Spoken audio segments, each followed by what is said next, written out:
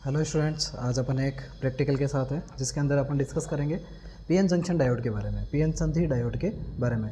आपको जैसे दिख रहा है ये आपके पास पूरा एपरेटस है जो अपना क्या है पीएन जंक्शन डायोड का ही है, पीएन संधि डायोड का।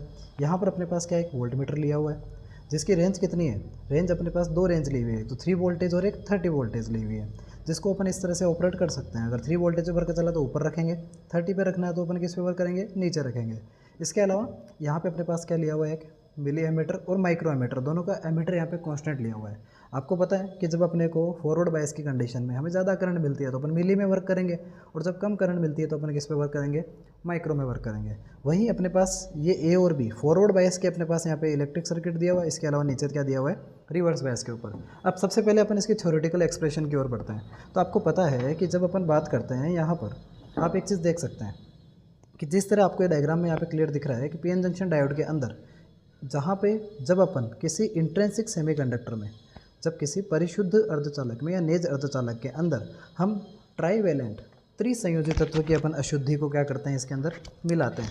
जब त्रिसंयोजी तत्व की अशुद्धि को अपन इसमें मिलाते हैं तो यहाँ पे एक्सेस ऑफ होल, यहाँ पे होल की संख्या क्या करती है, अपने को ज़्यादा प्राप्त होती है। इस होल की संख्या में वृद्धि के कारण यहाँ पे पी टाइप सेमीकंडक्टर का फॉर्मेशन होता है। वहीं जब इसी इंट्रिंसिक सेमीकंडक्टर के अंदर मैं पेंटावेलेंट पंच संयोजी तत्व की अशुद्धि को मिलाता हूँ तो मेरे पास क्या मिलता है, एक्सेस ऑफ इलेक्ट्रॉन, इलेक्ट्रॉन की अधिकता प्राप्त होती है। तो यहाँ पर अपने को एन टाइप सेमीकंडक्टर प्राप्त होता है। जब ये दोनों के दोनों आपस में मिलते हैं तो आपस में जब ये मिलते हैं तो यहाँ पर आप एक चीज़ देखो, इधर का होल और इधर का इलेक्ट्रॉन, जब एक होल और एक इलेक्ट्रॉन, एक धनावेश और एक ऋणावेश जब आपस में मिलते हैं तो दोनों के बीच में एक न्यूट्रल क्षेत्र का निर्माण होता है, एक उदासीन क्षेत्र का निर्माण होता है। यही उदासीन क्षेत्र क्या कहलाता है, डिप्लेक्शन रीजन, अवक्षय परत के नाम से जाना जाता है। यही और ये अपना जो बनने वाला जो स्ट्रक्चर है वो क्या कहलाती है, पीएन जंक्शन, जिसको अपन सिंबल तरीके से अगर देखें तो अपने यहाँ पे रिप्रेजेंट करा जाता है कैसे, एक तरफ पी पार्ट और दूसरा क्या रहता है अपना एन पार्ट के फॉर्मेशन में अपने को ये प्राप्त होता है। अब अपन बात करते हैं इसकी बाइसिंग के लिए। इसकी दो तरह की बाइसिंग की जाती है। अगर मैं पी भाग को क्या कर दूँ, बैटरी के पॉजिटिव टर्मिनल से जोड़ दूँ, बैटरी के जब पॉजिटिव टर्मिनल से जोड़ते हैं तो अपने को यहाँ पे इस तरह की स्ट्रक्चर प्राप्त होती है। आप देख पाओगे यहाँ पे कि यहाँ पर क्या है कि मैंने क्या किया, जैसे ही पी टाइप को मैंने बैटरी के पॉजिटिव टर्मिनल से जोड़ा, बैटरी के पॉजिटिव टर्मिनल से जोड़ा, और एन टाइप को किससे जोड़ दिया, बैटरी के नेगेटिव टाइप से। तो यहाँ पर आप एक चीज़ देखो, पी भाग के होल यहाँ पे पॉजिटिव आने के कारण वो डिप्लेक्शन रीजन की ओर भागेंगे, वहीं जो इलेक्ट्रॉन है वो भी डिप्लेक्शन रीजन की ओर तरफ चलेंगे। तो जब ये आपस में एक दूसरे की ओर मूवमेंट करेंगे तो डिप्लेक्शन रीजन की थिकनेस क्या होगी, यहाँ पे कम होती जाएगी, और जैसे ही थिकनेस कम होगी तो अपने को इलेक्ट्रिक करंट फ्लो होती हुई दिखाई देगी। क्यों, क्योंकि होल क्रॉस करके डिप्लेक्शन रीजन को एन में आ जाएंगे और इलेक्ट्रॉन कहाँ चले जाएंगे, पी की ओर चले जाएंगे। तो यहाँ पे अपने को इलेक्ट्रिक करंट फ्लो होती हुई दिखाई देगी। तो फॉरवर्ड बायस की कंडीशन के अंदर हमें जो करंट मिलती है वो हमेशा किस तरह मिलती है, अपने को मेजर कंडीशन में मिलती है, ज़्यादा मात्रा में मिलती है, क्योंकि यहाँ पे मेजर पार्टिकल के कारण, मेजर ऑब्जेक्ट के कारण यहाँ पे क्या मिल रही है, करंट सप्लाई मिल रही है। तो यहाँ पर जो करंट मिलेगी वो ऑलवेज अपने को किस में मिलेगी, मिली एम्पेयर के अंदर प्राप्त होगी। लेकिन जब मैं रिवर्स बायस की कंडीशन की बात करूँगा, पश्च बायस की अवस्था लूँगा, तो वहाँ पर क्या रहेगा, मैं इसको क्या करूँगा, पी भाग को बैटरी के नेगेटिव से जोड़ दूंगा और एन भाग को किससे जोड़ेंगे, बैटरी के पॉजिटिव से। तो यहाँ पर डिप्लेक्शन रीजन की थिकनेस क्या करेगी, बढ़ जाएगी। क्यों, क्योंकि जो इलेक्ट्रॉन है वो इलेक्ट्रॉन यहाँ पे पोल की ओर भागेंगे, इलेक्ट्रोड की ओर चलेंगे, वहीं होल भी इलेक्ट्रोड की ओर जाएंगे। तो ये एक दूसरे से क्या जाएंगे, दूर जाएंगे। जब दूर जाएंगे तो यहाँ पर क्या होगी, थिकनेस क्या करती है, अपने को बढ़ती हुई मिलेगी।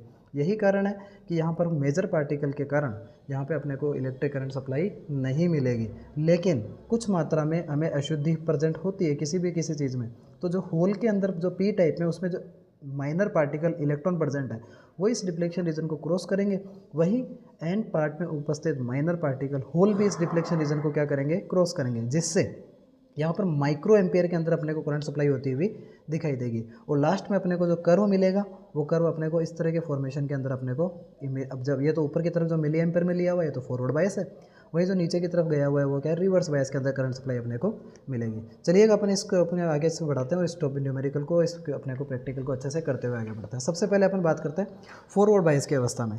तो सबसे पहले आप ज़्यादा कुछ ना करें, अपना स्विच ऑफ रहे, उसके बाद आप क्या करेंगे, जो अपना बैटरी है, बैटरी का पॉजिटिव आप किस पे दे दो, पीएन जंक्शन के पॉजिटिव पे। यही दिया हुआ है यहाँ पे सर्किट में, देख सकते हैं आप फॉरवर्ड बायस की अवस्था में। ये जो बैटरी का पॉजिटिव है, ये पॉजिटिव यहाँ पे सीधा का सीधा पी पार्ट के ऊपर आना है, तो यहाँ पर मैंने क्या किया, पी पार्ट के ऊपर यहाँ पे पॉजिटिव पे दे दिया।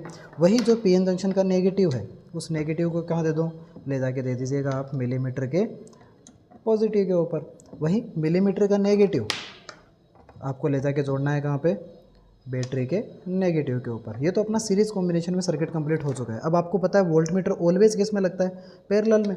तो वोल्टमीटर का पॉजिटिव, बैटरी का पॉजिटिव, वोल्टमीटर का नेगेटिव और बैटरी का नेगेटिव क्या कर दो, आपस में कनेक्ट कर दो। जैसे ही आप कनेक्ट करोगे तो आपका इलेक्ट्रिक सर्किट यहाँ पे क्या कर चुका है, बन चुका है। स्विच ऑन करके देखते हैं कि अपने को करंट सप्लाई मिलती है नहीं मिलती। अब आप एक चीज़ देखिएगा यहाँ पे आप क्लियर देख पा रहे हैं, जैसे जैसे अपने पास इनपुट करंट वोल्टेज बढ़ाऊँगा, इनपुट वोल्टेज बढ़ने के साथ साथ यहाँ पर आपको करंट की सप्लाई भी प्राप्त होती हुई दिखाई देगी। स्टार्टिंग में आप एक चीज़ देखोगे, यहाँ पर करंट कितनी रहेगी, जीरो ही रहेगी। क्यों? क्योंकि जब तक अवक्षय परत डिफ्लेक्शन रीजन टूटेगा नहीं तब तक आपको करंट सप्लाई मिलेगा नहीं।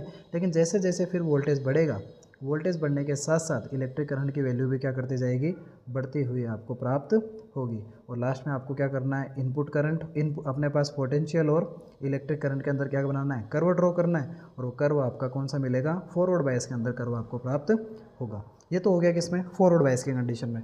अब जब अपन चलते हैं किस पे, रिवर्स बायसिंग की कंडीशन के ऊपर जब वर्क करते हैं, तो उसके अंदर आप एक चीज़ देखिएगा, यहाँ पर मैं रिवर्स बायस में आपको वोल्टेज क्या चाहिए होगी, ज़्यादा वोल्टेज लेनी पड़ेगी। तो सबसे पहले आप एक चीज़ देखो, यहाँ पर बैटरी का पॉजिटिव, बैटरी का पॉजिटिव लेना है, वो आपको किस पे जोड़ना है, आपको पता है बैटरी का पॉजिटिव जाना है किस पे, एन भाग पे, ताकि अपने पास नेगेटिव भी जाना है। बैटरी का पॉजिटिव दे दिया किस पे मैंने, एन पार्ट पे।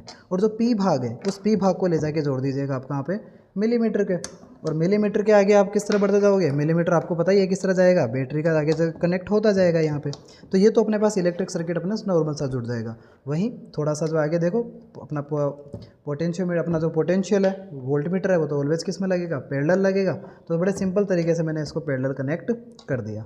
अब आप फिर देखो, यहाँ पर अपने को ज़्यादा वोल्टेज चाहिए होगी, करंट अपने को माइक्रो में मिलेगी।